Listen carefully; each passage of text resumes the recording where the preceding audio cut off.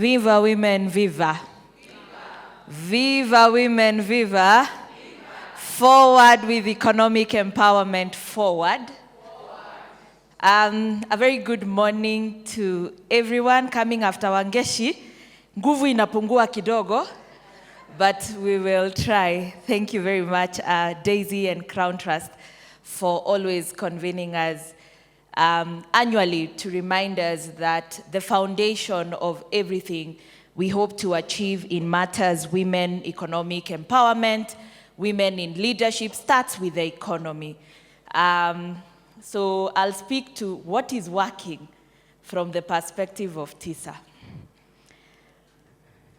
The Institute for Social Accountability, we are all about driving government priorities as they are dictated by citizens, and majority of those citizens are women. Now, squeezy napenda, I like to start my remarks with hi taxpayers. Taxpayers, tusalimiane.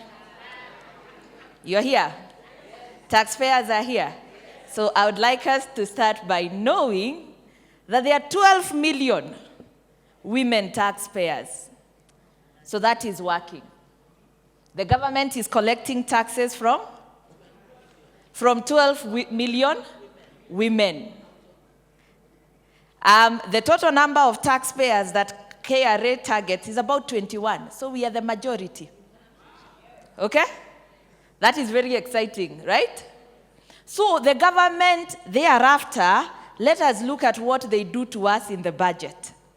After we are 11 million tax, we are 12 million. The upper limit, it's 11 point something, but call it 12 million. It's equivalent to our debt of 11 trillion.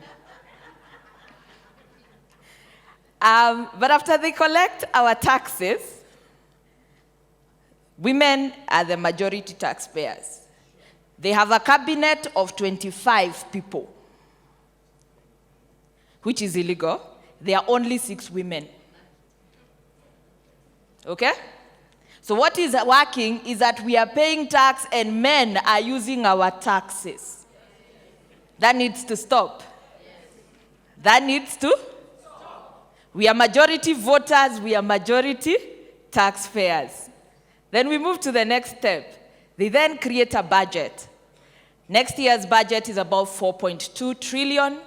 Recently, our representatives were very happy when women were given 100 million for femicide only.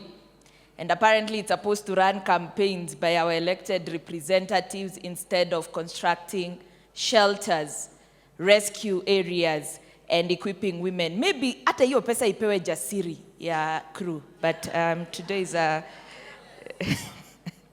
we must get our priorities right. In the last year, there were budget cuts around reproductive health. Meaning, we did away with free maternity care. We decided women who are majority taxpayers now need to pay and give birth to the other half through the Social Health Authority. Shisha. And women are not the biggest partakers of shisha. But they are majority. If you look at we are yet to get the actual breakdown of people who have signed out for shisha. Okay? But in the budget, we had budget cuts around that. We then cut the money for school feeding programs. Okay? Who packs lunch for children when they are going to school? Women, right? So if there is no food in school, who is affected? That is what is working for women economic empowerment. What that means is the burden on women's income has been stretched because they have to dig deeper and pay and meet more responsibilities. But the women are not sleeping. Those are some of the very extreme things that are working that I hope we can come together as women and address. But other things are working, and allow me to highlight some of the areas that we as TISA are working on. We work with women informal traders in markets, and Kenya has introduced a policy that every new market that is constructed must have a nursery, must have a creche, must have toilets that are male and female, proper sanitation. We conducted a research that was analyzing what it takes. Wamama wa soko wako huku, kina Rose, tuko hapa. Na I hope mmeona PS, mumwambie mahitaji ya wamama wa soko. There are a number of markets that have been introduced. And the first market that was introduced that had this type of innovation, we dismiss certain things. When there's an area where women can bring their children to be taken care of as they continue with their daily market work, that a child will report from school, come meet their mom who is selling things in the market, do their homework and go, is a great innovation. And so far, the Senate has passed that. It's a policy, and we are tracking the rollout. And I'm aware in Nairobi, Kiambu, Embu, Bomet, there are such markets. But I hope we can all come together to ensure that all our markets are responsive and cater for the needs of women. Previously, and I know these stories will be told by Wamama wa soko, women in a market like Kangemi, there are no toilets.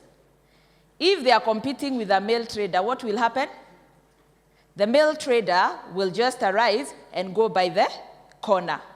But the woman trader will have to take a 1-hour break to go and look for a forest.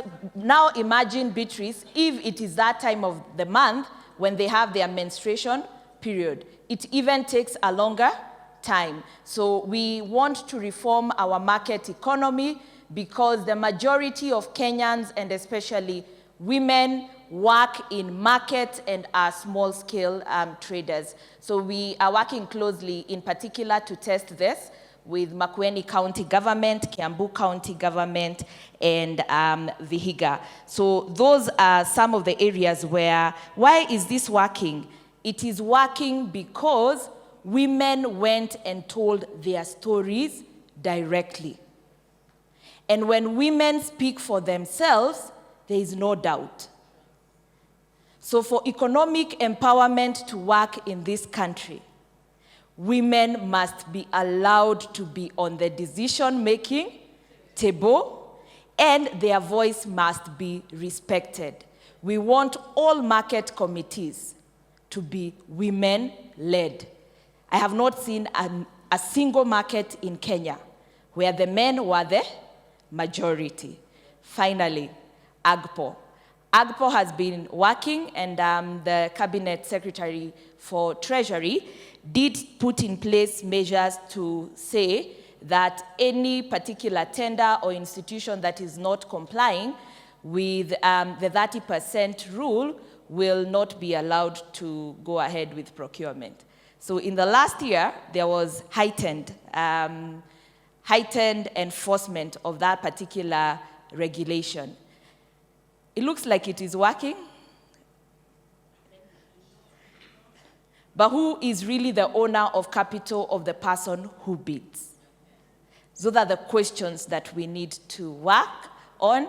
Please look for the TISA desk. You will find our study on AGPO.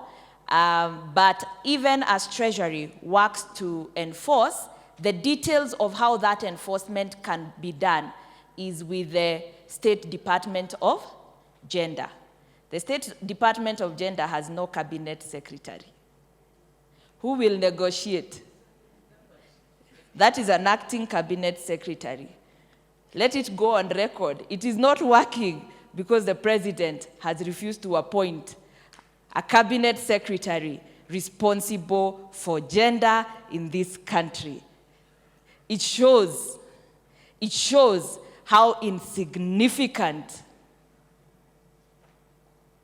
our various differences and particularly the needs of women and the place of women is to the Kenya Kwanza and the broad-based government. Women, we have been betrayed. We have been betrayed. Even the AU position. Kenya led the onslaught of making sure that it is a man. It was supposed to be a woman chairing the AU Commission. But we had to make excuses for male leadership. Women of Kenya, women of Africa. Tuamuke, we are majority taxpayers. Thank you very much.